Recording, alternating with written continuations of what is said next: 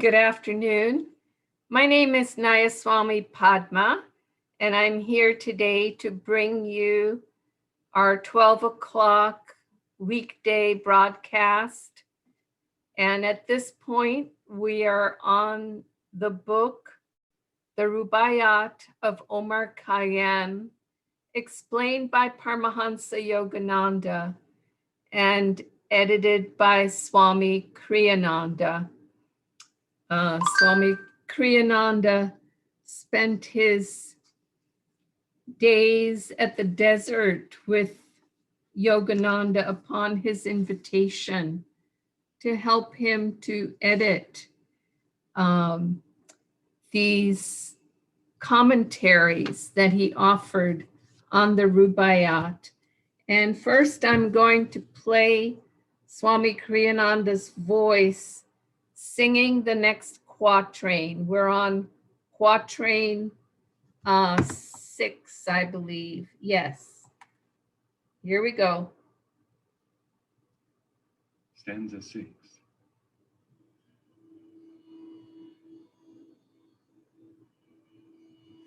And David's lips are locked, but in divine, high-piping Pelevi, with wine, wine, wine. Red wine, the nightingale cries to the rose, that yellow cheek of hers, twin carnadine.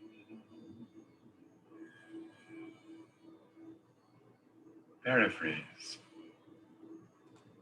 The Lord's lips are silent, yet he converses in the intuitive language of wisdom with deeply meditating devotees.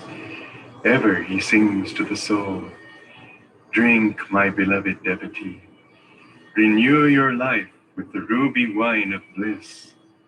One though you have become through self-discipline and self-denial, drink from the crystal goblet that I offer you. Drink from it the wine of bliss, and your consciousness once more will grow crimson with divine vitality.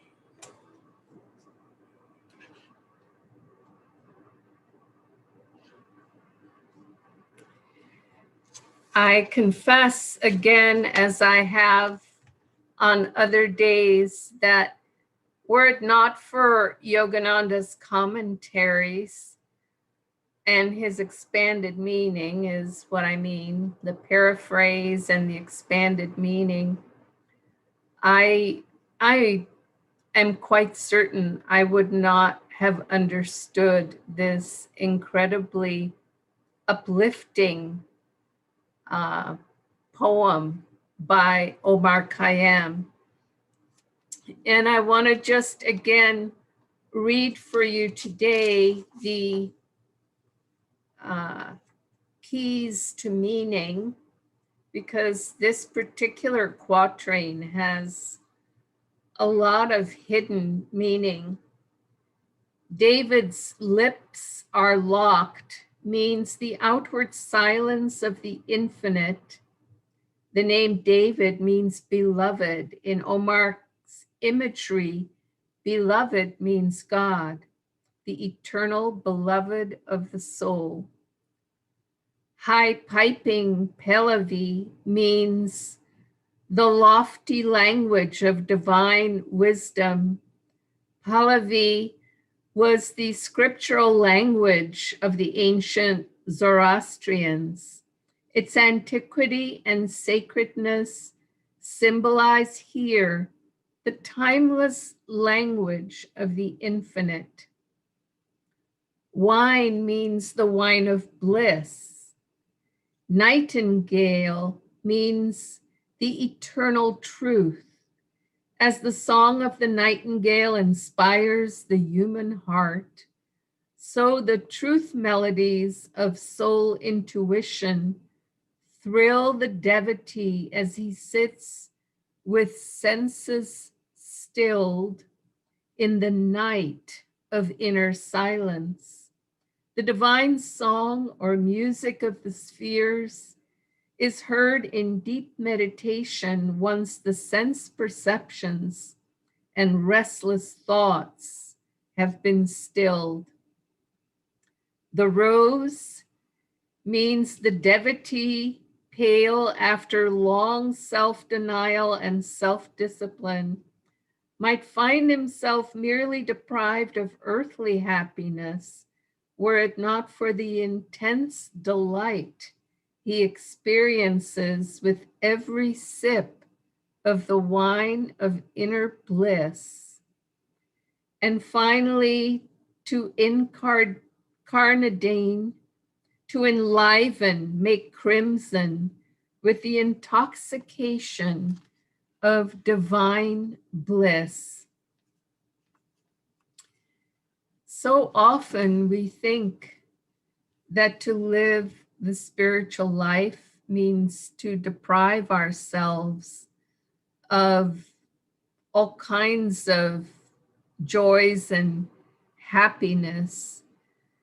And I guess it takes incarnation after incarnation of seeing the disappointment of worldly happiness, of material things, of, relationships that we idealize, so many different things, so many different pathways we go down, being the best composer and being the, best boxer or whatever it might be. And in this quatrain, he's talking about the fact that after many incarnations of living a spiritual life, meaning denying ourselves the seeming happiness of worldly gain, we finally in our inner life begin to taste bliss. And once we get a taste of it, and this is the beauty of the spiritual life, that in the beginning of choosing to live a spiritual life, God gives us a grace, you might say, a little taste of that bliss. And then, well, it may disappear in our midlife crisis of trying to adhere to our spiritual disciplines and spiritual practices. And many people get disillusioned and sort of turn their backs to it, walk away from it. Or maybe if we don't walk away from it, we are attracted by something in life that takes us off on a tangent. And we have a difficult time finding our way back to it. We look back in longing, but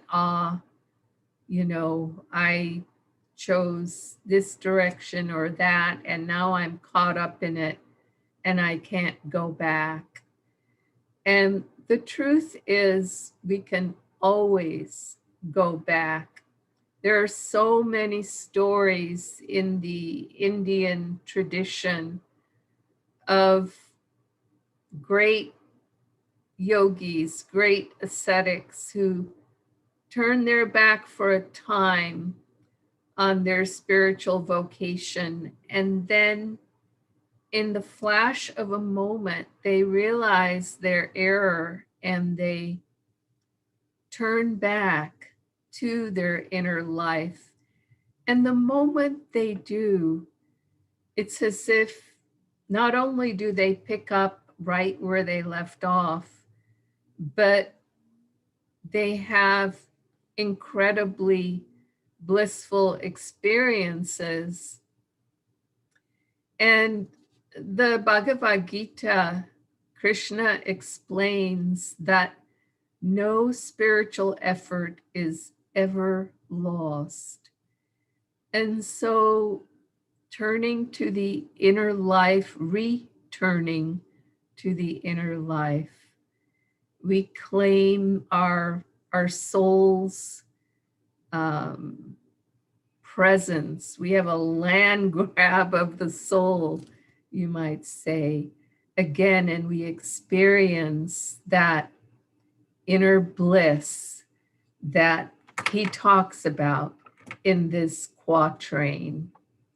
And so Rubaiyat of Omar Khayyam is filled with our own stories, the story of you and the story of me.